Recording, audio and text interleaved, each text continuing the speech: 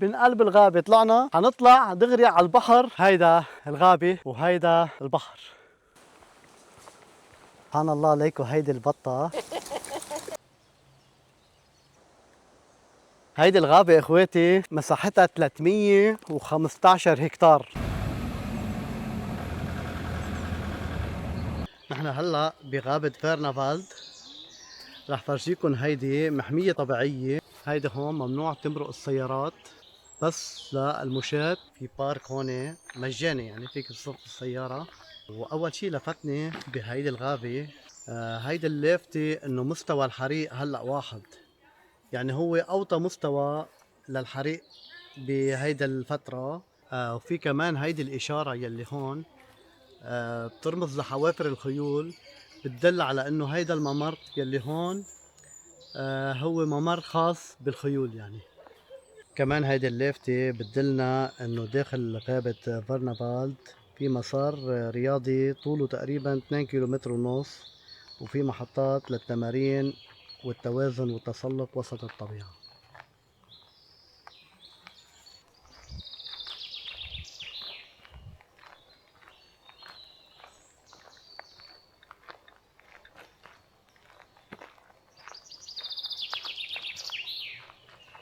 على طول الطريق بنشوف هيدي الأدوات الرياضية كمان محطوطة هون للناس يلي بحبوا كمان يتمشوا ويعملوا رياضة بنفس الوقت.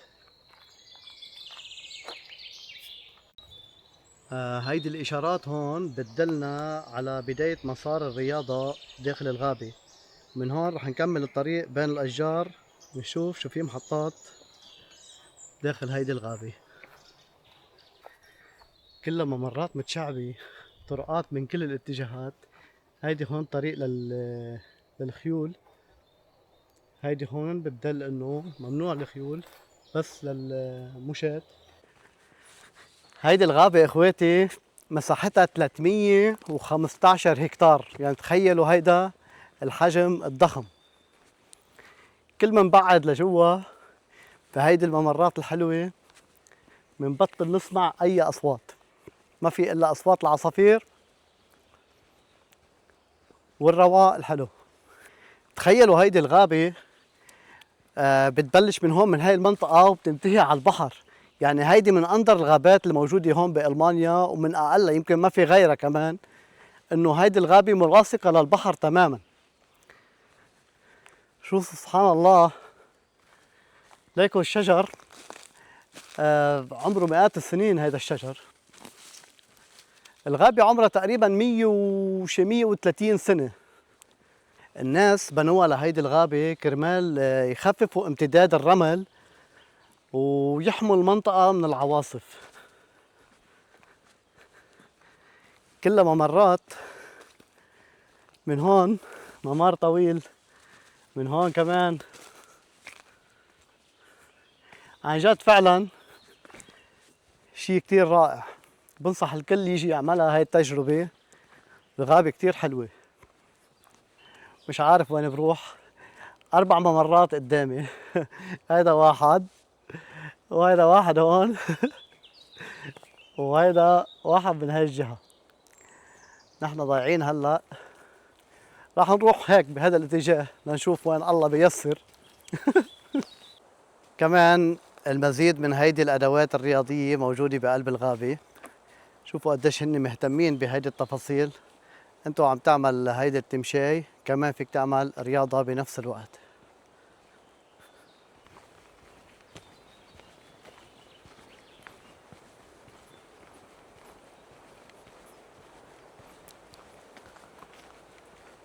تخيلوا هيدا المكان هون كله كان مثل الصحراء، ما كان فيه ولا شجرة.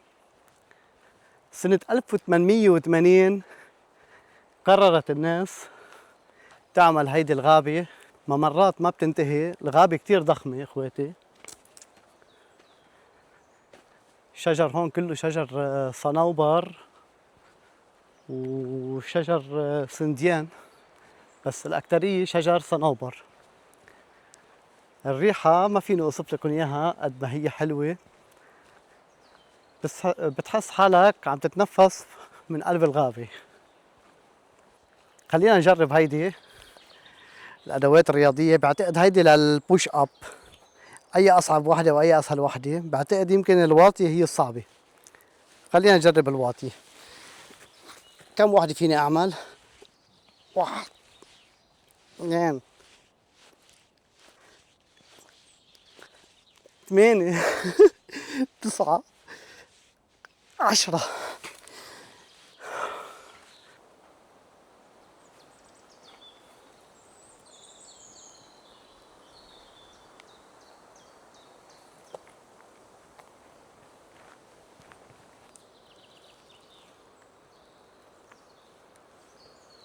لا زالت الرحلة ماشيين نحن.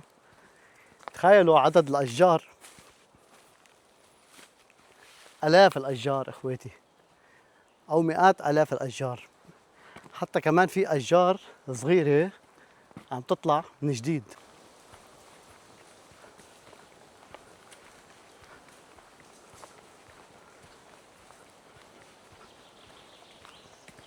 ما راح تحسوا بعظمة هذا المكان إلا لتيجوا هون تشوفوا هيدا المشهد قديش هو كتير حلو.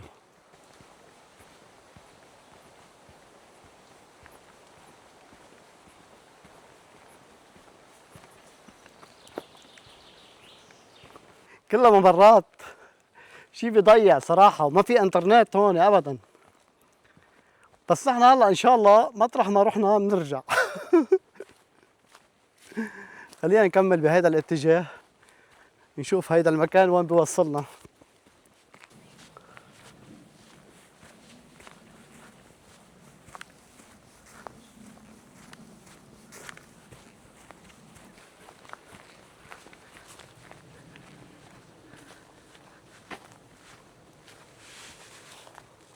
هيدي هون اللافتة بتدلنا على أنواع النباتات يلي موجودة بهيدي المحمية. كل وحدة، هيدي بعتقد البلوط، وهيدا هو الصنوبر البري، وهيدي مش عارف شو هي، هيدا الصنوبر كمان. طبعا هون تقطيع الأشجار بصير بعملية منظمة ومش عشوائية أبدا. تتقطع بس الأشجار يلي بتكون عاملة ضرر على شيء. طبعا بتنحط بهاي الطريقة، حطوا عليها هيدي الإشارات. أكبر دليل هيدي الرمال، شوفوا الأرض حتى هون من الرمل، إنه هيدي المنطقة كانت كلها منطقة رملية، بعدين تحولت لهيدي الغابة الضخمة.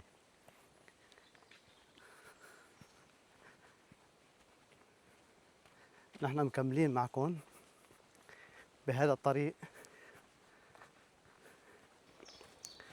لاحظوا معي هون في مخيم بقلب الغابة من جوا مثل ما شايفين. وهيدي هون في كمان أماكن للرياضة والتسلق على الشجر. هيدي الكرفانات اللي موضوعة هون فيكم تستأجروا كرفان ليلة أو ليلتين وتباتوا بهيدي الغابة.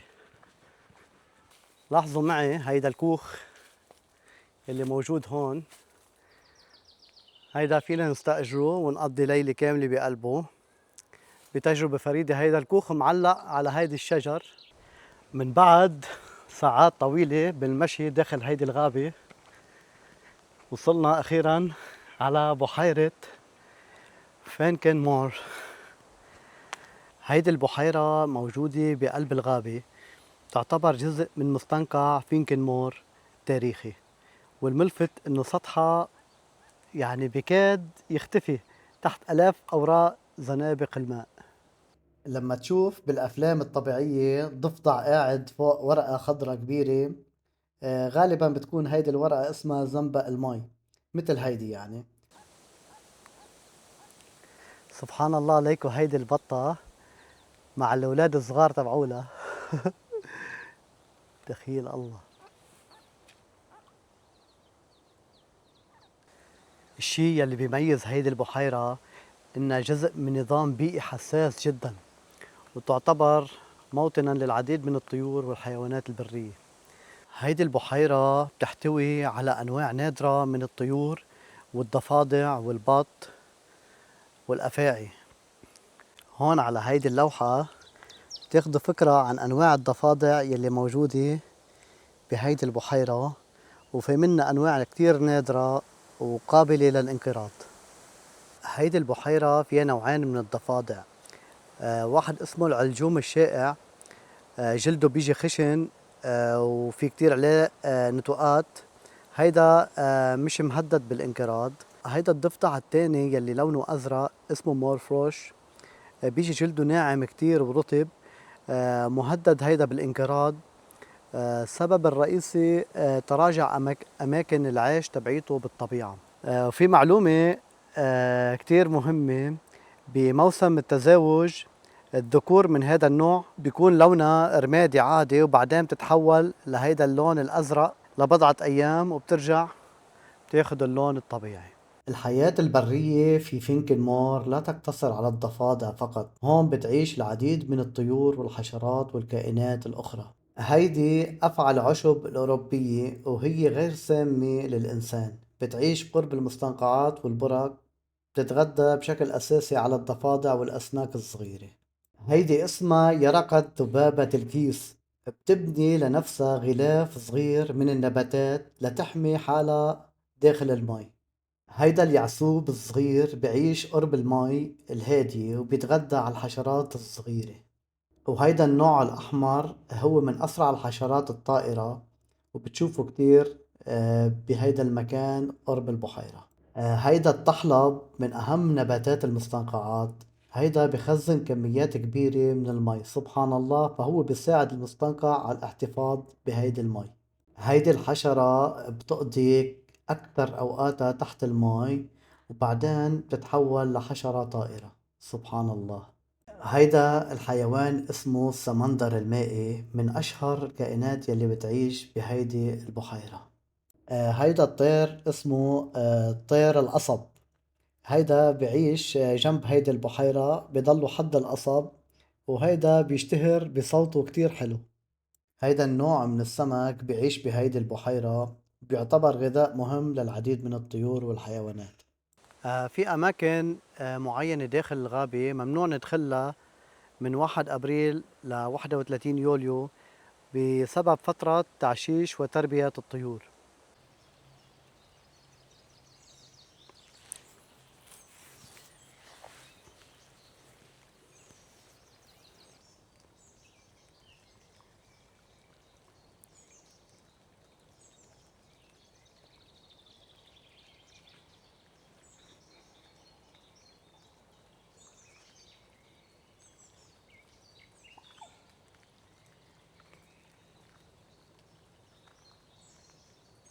من آلاف السنين كان هذا المكان عبارة عن مسطح مائي. مع مرور الزمن تراكمت النباتات والمواد العضوية، صار المكان يتحول تدريجيا لمستنقع. العملية استمرت آلاف السنين بشكل طبيعي. يعني نحن مش عم نحكي عن بحيرة عادية، بل عن نظام بيئي قديم جدا تشكل عبر الزمن. ببداية القرن العشرين حاول الإنسان تجفيف المستنقع، ففتح جزء من الكثبان الرملية وزرع غابات بالمنطقة، ولكن لاحقا تم إدراك أهمية المكان البيئية. أغلق مجرى التصريف سنة 1938، تم الإعلان عن المنطقة محمية طبيعية.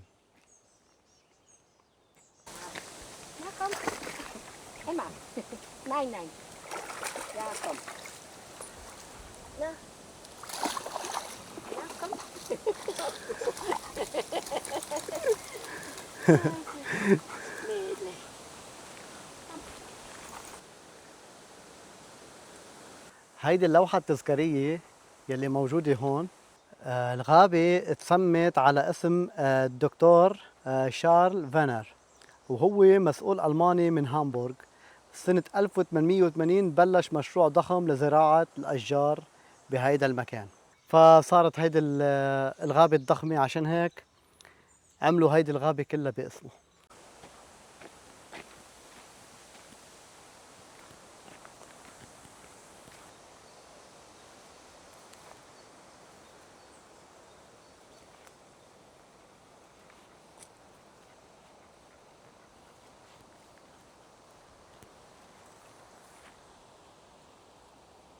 في هيدي المقاعد هون عاملينها كرمال تيجي تقعد انت هون وتشوف قدامك هيدا المنظر الحلو بأجمل محمية طبيعية بهيدا المكان.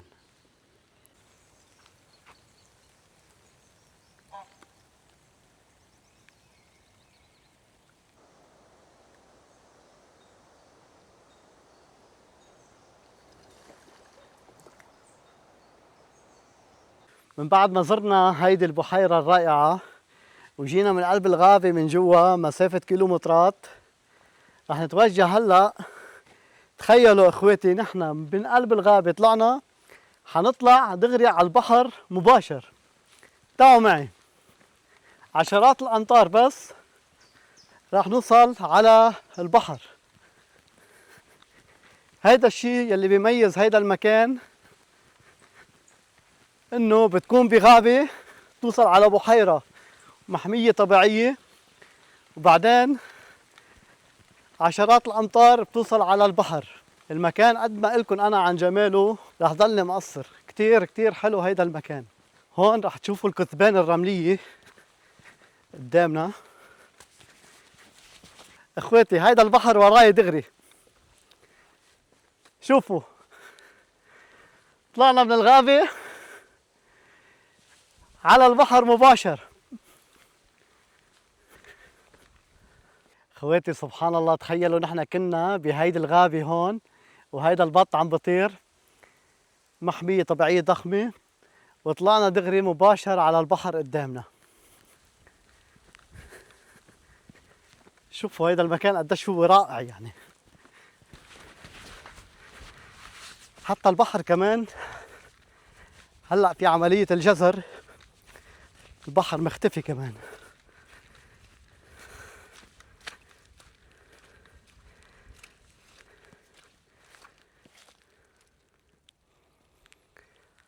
اخواتي ما تنسوا الاشتراك بالقناة كرمال بوصلكم بعد على مغامرات واكتشافات كتير حلوة. هيدا الغابة وهيدا البحر.